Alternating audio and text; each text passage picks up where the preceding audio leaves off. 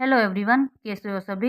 आशा करती हूँ सभी अच्छे होंगे, मस्त होंगे और अपनी स्टडी में व्यस्त होंगे। तो आज हम पढ़ेंगे 1857 का कोटा का विद्रोह। तो कोटा का विद्रोह तारीख है 15 अक्टूबर 1857। राजा थे Ram Singh second. Political agent ऐसे याद रखना, कोटा बर्टन, इसमें भी तय इसमें भी तय, बर्टन बर्टन। विद्रोह करता जयदयाल वकील था और मेराब खा रिसाल था। और 2 बटालियन साथ में थी, नारायण पलटन, भवानी पलटन। देखो पहले कोटा विद्रोह मोस्ट इंपोर्टेंट है, इंपोर्टेंट लगा भी रखा है और इसमें से आता भी है कि विद्रोह करता कौन था। जयदयाल मेराब खा। जयदयाल वकील था, मेराब खा रिसालदार था। अब है 2 बटालियन नारायण पलटन, भवानी पलटन। इसके बाद आता है महत्वपूर्ण बिंदु। कोटा में विद्रोह की योजना जयदयाल व मेराब खा ने बनाई। इन्होंने योजना बनाई थी कैसे।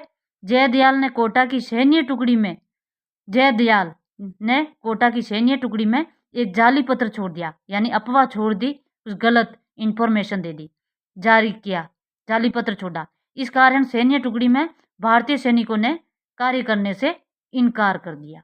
फिर 15 अक्टूबर 1857 को जयदयाल व मेराब खान ने भवानी पलटन व नारायण पलटन की सहायता से विद्रोह किया।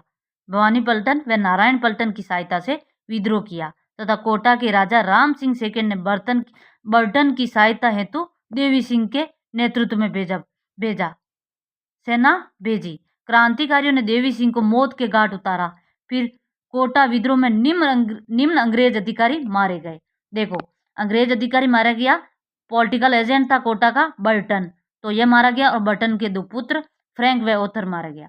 और 2 सर्जन जो डॉक्टर थे, डॉक्टर शेल्डन, डॉक्टर कोटम मारे गए। तो कौन मारा गया? बर्टन मारा गया, बर्टन के 2 पुत्र मारे गए और शेल्डर और कोटम मारा गया। मोस्ट इंपोर्टेंट है, यहाँ से भी क्वेश्चन आता है कि कोटा विद्रोह में कौन कौन मारे गए। अब आता है जयदयाल व मेराब खान ने राम सिंह को कोटा दुर्ग में घेरा। अब वहां से पॉलिटिकल एजेंट तो मर गया, फिर राम सिंह को घेरा कोटा में। तो 5.5 माह तक राम सिंह किसमें? दुर्ग में कैद रहा तथा कोटा में स्थानीय शासन किया। किसने? क्रांतिकारियों ने स्थानीय शासन किया।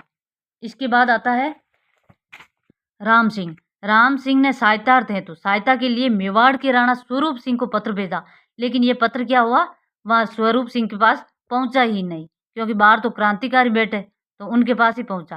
इसके बाद राम सिंह ने क्रांतिकारियों के साथ समझौता करने के लिए कन्हैयालाल गोस्वामी की सहायता ली।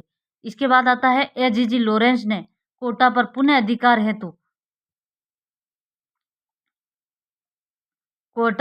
अधिकार हेतु रॉबर्ट्स के नेतृत्व में सेना भेजी। और अंग्रेजों की सहायता किसने की? करौली के मदन पाल ने की। 30 मार्च 1858 को कोटा का पर पुनः अंग्रेजों का अधिकार हो गया।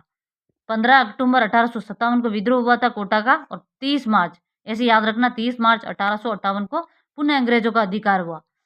और अंग्रेजों की सहायता करौली के मदन पाल, कई बार क्वेश्चन आया हुआ है, मदन पाल। कोटा विद्रोह में किसने सहायता की? तो करौली के मदन पाल ने सहायता की। अब 17 से घटाकर 13 कर दी। किसकी सलामी? राम सिंह की सलामी 17 से घटाकर 13 कर दी, और करौली के मदन पाल की 13 से बढ़ाकर 17 कर दी। अब कोटा का एकमात्र विद्रोह जो सुनियोजित व सुव्यवस्थित तरीके से हुआ, और 1857 की क्रांति की सबसे विप्लवकारी घटना कोटा में हुई। 1857 की क्रांति की सबसे विप्लवकारी घटना कोटा में हुई, क्योंकि ये सुनियोजित, सोच समझ के विद्रोह किया था। किसने? जयदयाल, मेराब खा, भवानी पलटन, नारायण पलटन ने। अब मेराब खा को फांसी दी गई 1859 में, मेराब खा को फांसी, और जयदयाल को फांसी 1860 में फांसी दी गई।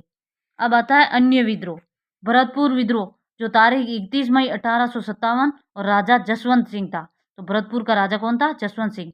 भरतपुर का पॉलिटिकल एजेंट था मोरिजन, और विद्रोह करता मेव और गुर्जर जाति के स्थानीय लोग।